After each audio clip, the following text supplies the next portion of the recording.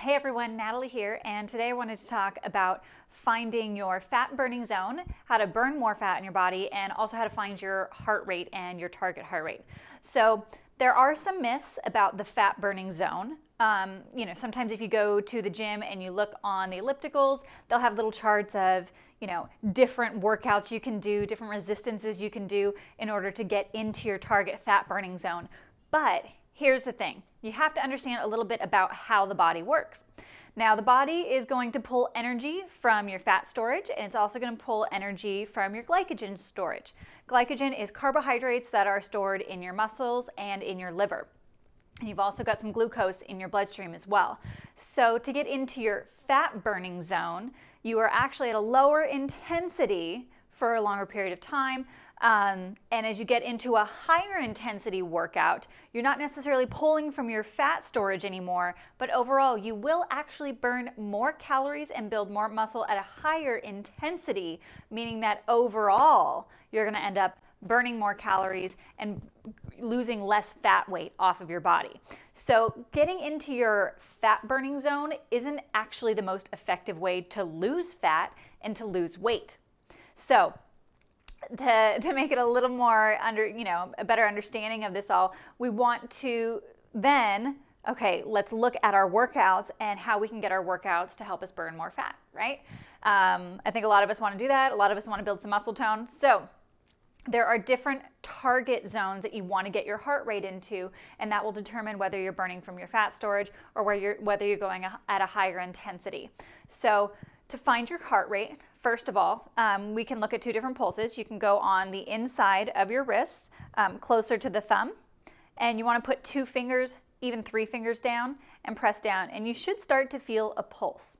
Okay, that's one spot you can find your pulse and determine your heart rate.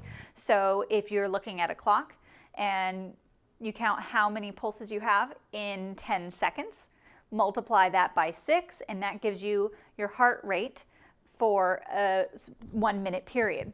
You can also do on your neck. So we've got our windpipe, and on either side, doesn't matter which side, you'll get a strong pulse there as well. And same thing, look at a clock, see how many pulses you have over a 10-second period, and that multiplied by 6 will give you your heart rate for 1 minute. If you've got a wearable device, something like the Hilo, Fitbit, Apple Watch, those kind of things, that can also just tell you what your heart rate is. In order to find your target heart rate, you first have to find your maximum heart rate. Your maximum heart rate is going to be the number 220 minus your age. So I'm 32 years old. So my maximum heart rate is 220 minus 32, which is 188 beats per minute. So that's going to be my very top, very max. If I'm going 100% full out, that's where I would be. We typically don't work out in 100%, but that gives you your top edge of where your heart rate would be at. So then we want to look at what is a moderate workout, what's a fat burning zone, and what would be a vigorous workout. So those are percentages of your maximum heart rate. So you take that maximum number and you multiply it by a percentage. So the fat burning zone, which ideally is not going to burn you the most fat overall, it will burn you the most, it will pull from your fat storage during that one period that you're actually working out, whether it's a half hour or an hour, but you're not going to keep burning over time. So it's actually not the best way to burn the most calories and burn the most fat. But that zone is typically around 50 to 65. So a moderate workout would be 50 to 70% of your heart rate max. So for me, if I would be somewhat in that fat burning zone, I'm going to be between 94 and 132 beats per minute for my heart rate, which I can see on my Hilo, or I can test it on my neck or the arm. And also, just keep in mind, you don't want to put your thumb as one of the fingers for testing your pulse, because there's actually a pulse in your thumb. So it's got to be typically 3 fingers or 2 fingers, whichever you prefer. Now, if I want to get into a more vigorous workout where I'm actually going to burn more calories, not only during the workout, but after the workout, then I want to be somewhere between 70 to 85% of my maximum heart rate. So for me, if I look at the fact that my max heart rate is 188, I'm going to multiply that by 70, multiply it by 80 or 0.7, that would be 70%, and 0.85, that's 85%. So my heart rate during those vigorous workout times that I'm burning the most fat, my heart rate will actually be between 132 beats per minute and 160 beats per minute. So that's just a way to start gauging yourself. This is not something you got to do all the time. If you're going to, some CrossFit classes or some of those butts and guts classes at the gym, or doing some YouTube videos at home and you're working hard, you're making progress. But this is just for the people that want to get a little more specific and start to understand your body a little bit better and how your workouts can improve. So we talked about that fat burning zone, which is a little more of a low level, consistent. It's okay, it's not going to get you the most results. So ways to burn more fat would be through strength training. The more muscle mass you have on your body, the more your metabolism is going to increase, and the more you're going to burn extra calories around the clock. So all day, all night, you are going to be burning more calories because you have more muscle on your body. So that's a great benefit. It doesn't take a ton. Every little bit adds up to increasing your metabolism. One of the best ways you can start to increase your fat burning during your workouts is doing interval training. So going from a high intensity to a low intensity.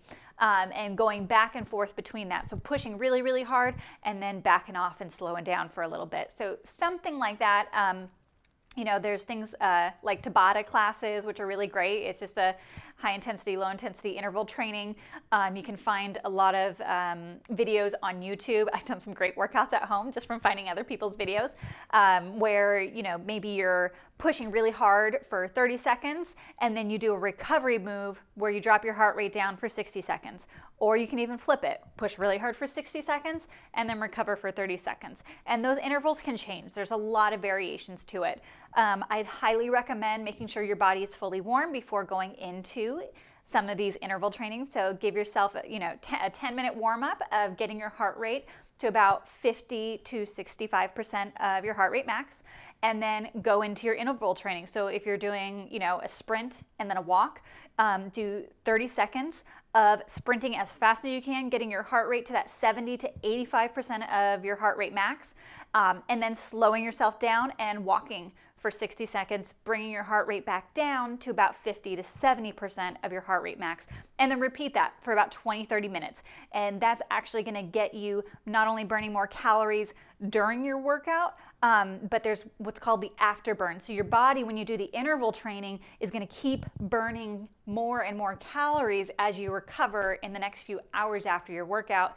Plus, you're building a little more strength on your body, a little more muscle mass that's going to help you burn more calories around the clock. So by challenging your body in some different ways, and mixing it up all the time, you're really going to see a lot more results than just getting on the elliptical or just getting on the treadmill or the bike.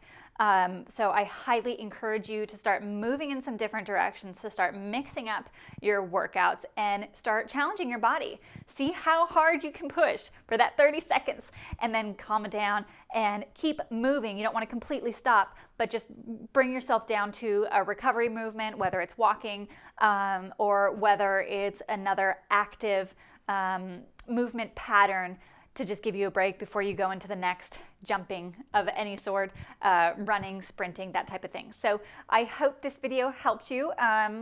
Go ahead and do the calculations on your own to find your own maximum heart rate, 220 minus your age, and then figure out what percentage of your heart rate you want to work in and multiply those percentages. Again, just a reminder, the fat burning zone, which is on the lower end, which is good for recovery, is between 50 to 70%. And then you really want to push yourself between 70 and 85% to get your heart rate up and to start burning more calories, building more muscle, and challenging your body in a new way. So I hope this video helped you. Feel free to comment, feel free to contact me and ask any questions about how this all works if you're still a little confused.